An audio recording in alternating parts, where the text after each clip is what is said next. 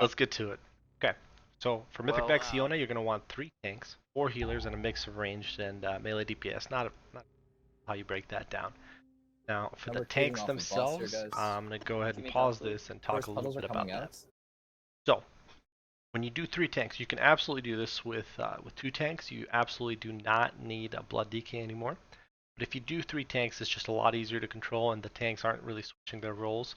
A little boring, but at the same time much more controllable and much better for progress. So what we have is we have 3 tanks. We have Maut on the warrior, tanking the boss. Okay, his primary responsibility to make sure that whenever the tank debuff goes on him, that he remains topped off. Because if he drops to low health when that debuff expires, it'll do a huge burst of damage to the raid and usually lead to a wipe. So that's something that he's watching.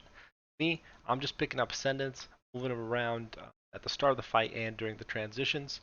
And then Pam, who's on his blood DK, he's going to be picking up ads. They spawn all around. But that's basically what the tanks do throughout the whole fight. It changes a little bit at the start of phase 2, but I'll talk about that when we get there. Back to this. Bring him far? At the start, the way that we actually position this, I'm going to talk a little bit more at the start here than I'd like to, but it's really important because the whole concept of the fight and how the float fight starts right from the beginning. So we move the boss from circle all the way here to skull. The reason we do that is because back here, these encroaching shadow debuffs, we want to fill up all this space on this side of the room because we're not really coming back here ever again. Okay, so this is basically dead space after a good time, and we want to use it right now to do encroaching shadows. And then what we're going to do after we fill this up and she goes up into the other first time, we're going to direction and basically reset. Just we've already used a third of the room, so this will all be covered in shit. We'll be over here like ready to rock. So we're gonna go from there. Yeah, please. I'm taking the Void Ascendant. What I want to talk about here for the Annihilation, you see here in the top right corner. Okay, right here. While Annihilation is going, these stack on the tank that's tanking Annihilation, and this needs to have just set up a dispel rotation. Don't leave that up to chance or anything. Just set up. Okay, the healer A goes first, healer B goes second, and you want to go at around 7 to 10 stacks. You want to hit the dispel button because Annihilation is one of these weird hard-hitting tank abilities. It obviously ramps up with the more of that debuff that you get, but also it lasts just longer than I feel like it should, and that sometimes catches you off guard. Luckily, Void Ascend doesn't really hit hard, especially on Warrior. If I have block up, it's not really a huge deal. So, continuing on, first set of ads is going to spawn. Pam's going to pick those up, bring it to the butt. There is no tail swipe here. There is a frontal breath, so you want to watch that. Every time you have ads, you want to be doing... Okay. Alright. You want to be doing kicks and you want to be doing stops. And the biggest priority all the time whenever there's ads up is these enforcer ads. Okay, these enforcer ads right here. Him doing this smash. Okay, this guy right here, he's already marked with skull. And this smash is gonna lead to a lot of wipes. You're gonna lose people throughout phase 1, you're gonna lose people in phase 2 until they learn to get out of this, which is why yay, weak auras. Okay? So we have a weak aura that gives me that old favorite telephone sound because that brings you out of whatever you're tunneling on. Right? It tells you get the fuck out of that circle. People should all have this weak aura. To be honest, this should be more mandatory than anything else on this fight. Don't die to brutal smash. It's very avoidable.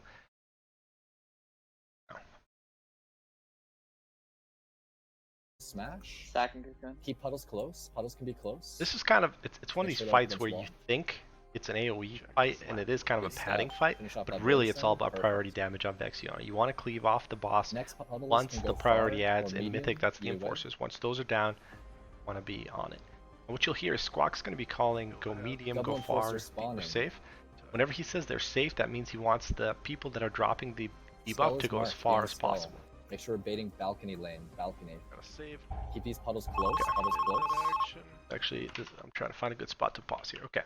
This is the final ad wave of phase 1, the first ground phase. Now, this has 2 enforcers, okay? You got enforcer 1 here, sweeping cursor now. You got enforcer 2 right here. Whichever one of these is lower in health, or sorry, whichever one's higher in health is going to transform into the Void Ascendant. So what we do, and this took us, again, a few wipes to figure out, we want to mark one of those with Skull and then nuke that one down as hard as possible. Because whenever they do this Brutal Smash, again, they pull people into it right before they do it. Okay, so whoever's the furthest away from them, but within, I think it's 40 or 50 yards of them, they will get pulled in and then they'll drop that puddle on. It's not the end of the world if that happens, and it will happen relatively, like, it'll happen. So you don't want to just kind of lose your shit whenever somebody gets pulled in, but you do not want to lose them to Brutal. They have to get out of that. And then you can get a puddle on the raid and all kinds of shit can kind of cascade from that. So, moving on. She flies up into the air. She's going to transform that higher up into a Void Ascendant. If you have a Blood DK with high health and Twilight Dev, whoever's tanking the Void Ascendant, I'm actually pumping Crucible Flame into stairs. Drop those puddles at stairs. We just baited to the balcony. Now we're baiting over here. Stairs. Looking good. Okay. This one's kind of a sneaky annihilation. Punching that Void Ascendant. Killed me a couple of times until we figured it out because people are focused on baiting.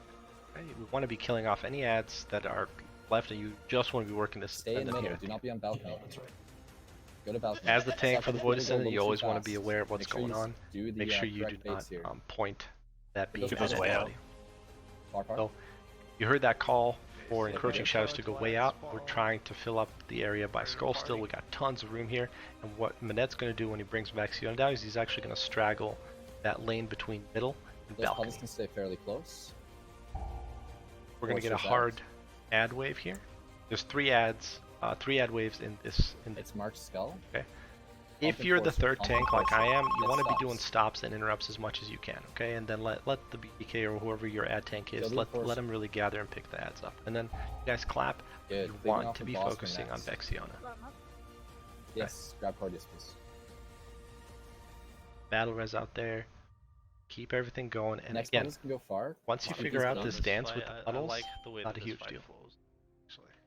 So you get into this rhythm. Okay, now we get an easy ad wave. There's no enforcers in this ad wave. Bring these onto the boss. When they jump out, okay, and start doing Spiteful Assault, you want to stop those, fear those, stun them. Grip works. Just the sooner you knock those out, the safer your raid damage is going to be. If you do that right, there's almost like no damage going out at all. Finish off the Soul Carver on the back. It's like I should have saved that. Giga slowed. Now we're moving forward. Okay, enforcers are next. This is another hard wave. Okay, another double enforcer wave. So you see the skull go out. We're gonna be focusing on that to make sure that we get it down to a lower health. Get out. Don't get hit by brutal smash. And then I pick up the Void Ascendant, and I'm gonna be in balcony. We're gonna bait here on the balcony. Bait's good. Go out through middle, 2 stairs. Watch the big ad here, guys. So right here, I like to, we've had it where people are a little bit too slow. Stairs. Out of middle, be on stairs. Bait is good, get to middle. There you see the hunter get gipped by that. Figure out who that was, but it's behind my sub button here because this is a Twitch VOD. So again, you always go balcony, you go stairs, go to middle. Bait is good, go balcony. Go balcony, balcony. You hear Squawk saying bait is good. That means that she has aligned herself with and committed to that lane. That's when you want to move. You don't want to move early. If you move early, you kind of risk screwing everybody up because everybody's going to be like anticipating the move. But if you fuck up and you go to balcony early, she's going to breathe balcony. So that's a call that I would recommend that a raid leader makes 100% of the time. Now, you'll notice I haven't talked in a while. Now we're on the other side of the room. Okay, all this shit over here, that's from the previous 2 ground phases, and now we're actually going to be going into this far corner. Okay, we're going to this far corner and filling that up, and our boss damage is really good here. When you're first progging this, you might enter this phase with about 53% boss health. Right now we're already at 47. What we're actually, I think we managed to do here is we beat the second ad spawn in this phase. On prog, expect the second ad spawn to happen, but there's no enforcers in that, so honestly it's a good resource generator for classes like warlocks, rogues that use that multiple target to funnel damage into a primary target. So that's actually good to have. Having that second ad spawn in this final ground phase, perfectly fine. So, this is the first one. You're always going to get this one unless you're absolute Mongos, in which case you're probably not watching this. But so you kill the enforcer. Again, get your interrupts, get your spells, reduce that incoming raid damage as much as you can. Next phase. Okay. Just clamp and you push her to 40% and you full fade. Finish off these ads. Just kill the ads.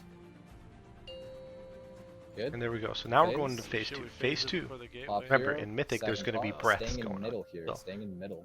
here, staying in middle, Sure. we want to bait the first breath over here Bait's to in move, middle. so that we can avoid the first Heart of Darkness up the stairs Out and of middle, back go to towards stairs. time. Out of middle, go to stairs. Out, Get out, these. stairs. Drop That it back in purple. Beam's coming. Yeah, get these far. Get these far. I want Promise to go actually want far. to talk a little bit more about the detailed tank movement that we do here. Coming into this phase, we came from the middle and we came to this first corner. Okay, we didn't actually want to go to the middle of the stairs. We came to this first corner because what we found is when we go here, then when we come, like right now, the tanks are gonna, all three of us are gonna run up here. Okay? So when all that shit happens, we're coming back down, we're gonna run this way. And the boss is gonna follow us, and then she's gonna take like a few steps this way. Again, no tail swipe, so the raid's gonna be behind her. But while we were here, when we move it here, it allows these people back here to drop these shadows in a much safer way. So this move to this initial edge of the stairs, I think that'll help out a lot of people that are progging this now. And then your tanks go up, and then you drag it a little.